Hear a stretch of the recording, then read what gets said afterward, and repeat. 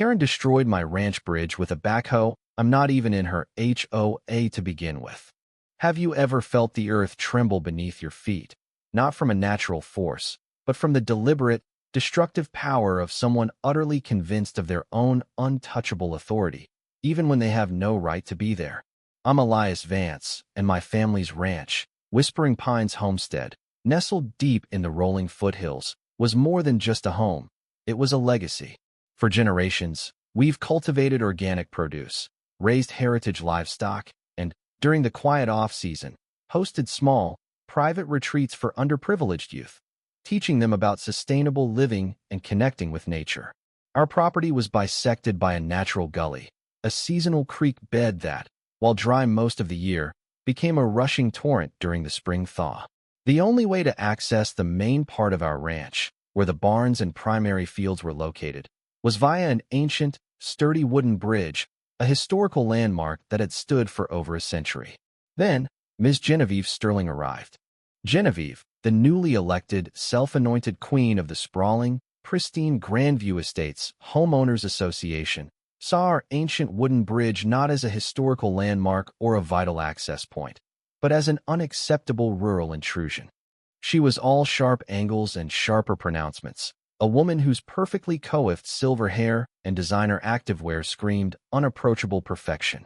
Her first official act, it seemed, was to send us a curt, imperious letter demanding the immediate remediation of the gully and the removal of our unsightly bridge. It was, according to her, a visual blight, a clear danger to community children, and a blatant violation of Grandview's aesthetic guidelines. Her ultimate, thinly veiled demand was for us to fill in the gully and replace the bridge with a manicured lawn, effectively destroying a natural waterway and forcing us to conform to Grandview's elevated standards. Her tone was dripping with condescension, her words a thinly veiled threat against everything I held dear. She looked at our ranch, a testament to nature's rhythm and enduring history, as if it were a festering wound on the pristine landscape she envisioned.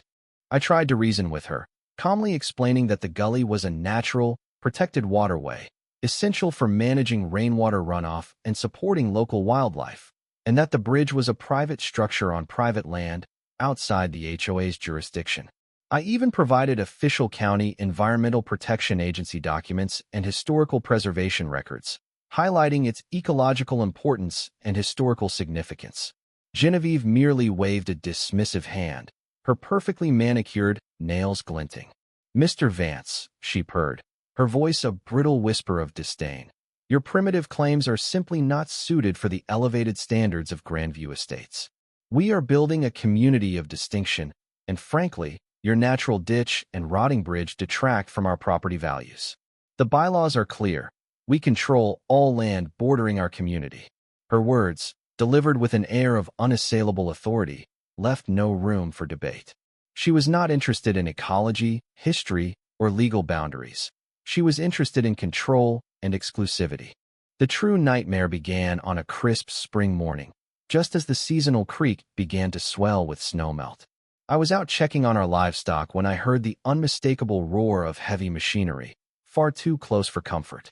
My heart pounded with a mix of fury and disbelief as I drove my ATV towards the gully. What I saw made my stomach clench with a mixture of horror and outrage. My ancient, beloved wooden bridge, the sole access to the heart of my ranch, was being systematically torn apart. A massive backhoe, emblazoned with the logo of Sterling Construction, churned in the gully, its powerful arms smashing timbers, ripping out pilings, and churning the creek bed into a muddy mess. Crude signs, emblazoned with the Grandview Estates HOA logo, were hammered into the ground on my side of the gully, declaring the area, under HOA remediation non-compliant structure removal. Genevieve, in a pristine white hard hat, stood directing the crew, a triumphant smirk on her face. They were destroying my bridge, without my permission, without any legal right, effectively cutting off access to my barns and fields. This wasn't just trespass, it was a brazen, calculated act of vandalism and theft, a direct assault on my livelihood. As I stared at the unfolding disaster, a glint of white caught my eye near one of the newly uprooted pilings. It was a discarded, official-looking county plat map, crumpled but legible. My blood ran cold. I quickly photographed the scene and then, driven by a gnawing suspicion, I retrieved the map. Its faded inscription pointed to a series of underground springs and a natural, ancient aquifer system that fed not only my property's wells, but also supplied a significant portion of the drinking water for the lower-lying sections of Grandview Estates. Genevieve had not only ignored my warnings about ecological balance, she had deliberately, unknowingly, compromised a vital natural water flow by driving pilings directly into the aquifer. And then, a chilling detail, tucked beneath a pile of discarded lumber, I found a crumpled, mud-stained blueprint for a new, exclusive community clubhouse. The blueprint showed that the proposed clubhouse was to be built directly on the very section of my property where the bridge had stood and extended into a significant portion of the neighborhood's common green space. The remediation was a pretext. This wasn't just about my bridge. It was a calculated, high-stakes conspiracy, threatening not only my property, but a vital public resource and the community's shared water supply. The most disturbing part, a small, almost invisible notation on the blueprint indicated that the area was a critical migratory bird pathway, a fact deliberately suppressed in her HOA presentations. Armed with this irrefutable evidence, the photos of the illegal construction, the county plat map, the discarded blueprint, and my detailed knowledge of the community's common areas, I resolved to confront Genevieve publicly. I learned she had called an emergency HOA meeting, ostensibly to present a new community initiative, the Grandview Estates Community Clubhouse, and to celebrate the completion of the new community bridge. I arrived, my evidence ready, just as Genevieve, radiating an almost unbearable smugness, began her presentation, complete with glossy renderings of the new clubhouse sprawling across what she claimed was newly acquired HOA land. I waited for a lull, then stood up, my voice steady despite the tremor in my hands. Genevieve, I stated, holding up the plat map, I believe this document and your recent actions sheds a rather inconvenient light on your clubhouse initiative. Her eyes, which had been sparkling with self-satisfaction, immediately narrowed. She quickly recovered, her voice sharp. Mr. Vance, I have no idea what you're talking about.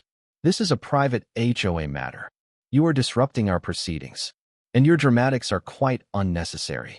She attempted to rally the other HOA members, painting me as a disgruntled, eccentric farmer, a nuisance to their refined community. As you can see, ladies and gentlemen, this is precisely the kind of element we are trying to remove from our beautiful Grandview. But just as she was about to call for me to be removed, a quiet, unassuming man named Dr. Anya Sharma, a renowned hydrologist and environmental advocate who lived in Grandview and had been quietly researching the HOA's land dealings, rose from his seat.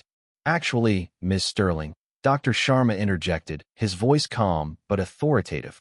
Mr. Vance raises a very serious point. And I also have something to add. He then projected a series of topographical maps onto the screen, clear, undeniable images showing the common green space as a designated public easement, a critical floodplain, and the aquifer recharge zone. This proposed clubhouse, Dr. Sharma continued, his voice gaining strength, is a direct violation of county zoning laws and environmental regulations. It threatens to contaminate a vital drinking water source, exacerbates flood risks, and would illegally privatize public land. A collective gasp rippled through the room. Before Genevieve could even stammer a denial, the doors to the community hall swung open. Two stern-faced police officers, accompanied by a representative from the County Planning Department and the Environmental Protection Agency, walked in.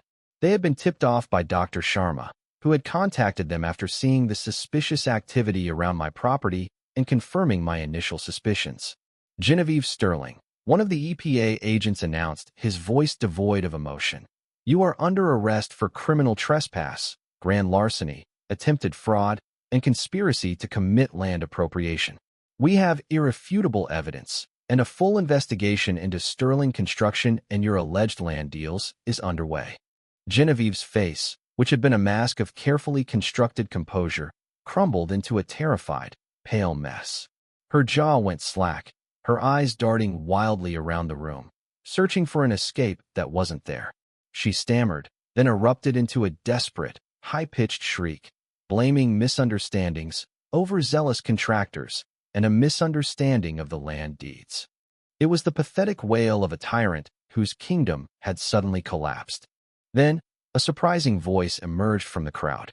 Mr. Davies, a long-standing, quiet member of the HOA board and a respected local real estate agent, stood up, his face etched with regret. "And Miss Sterling," he said, his voice trembling slightly. "Perhaps you'd also like to explain why you pushed so hard for this clubhouse project, not for the community's benefit, but because Sterling Construction, the company you're so eager to partner with, is secretly owned by your estranged sister, and you intended to use this deal to secure a massive personal commission and a controlling interest in her future projects, all under the guise of community enhancement." The revelation hung in the air, a final, poisoned arrow. Genevieve had been exploiting the HOA not for the community's benefit, but for her own illicit financial gain and to secure her sister's failing business. The fallout was swift and brutal. Genevieve was immediately stripped of her HOA presidency, her reign ending in public humiliation and a perp walk captured by local news. The police, county planning department, and EPA launched a full-scale investigation, leading to severe fines and criminal charges for trespass, grand larceny, environmental violations, and attempted land appropriation. Sterling Construction, facing legal repercussions and public outrage, immediately lost their lucrative contracts and faced a barrage of investigations, leaving Genevieve utterly isolated and financially ruined. She lost her position, her reputation, her social standing, and faced a future of crushing debt and legal battles. Her karma was a public, humiliating spectacle, a direct consequence of her petty tyranny and audacious fraud. I felt a profound sense of vindication, a quiet triumph that justice, however painfully achieved, had prevailed. My bridge was gone, but the county immediately ordered Sterling Construction to pay for its complete, historically accurate reconstruction under my direct supervision. My ranch continued to thrive, its natural drainage restored, and the community, shaken but united, began the process of rebuilding trust and respecting the delicate balance of property rights and the environment. In a world where bureaucratic power can become a weapon and individual ego can lead to audacious exploitation and criminal acts, where do we draw the line between upholding rules and protecting personal property and the environment? When faced with such blatant disregard for rights, safety, and the well-being of others, what would you have done?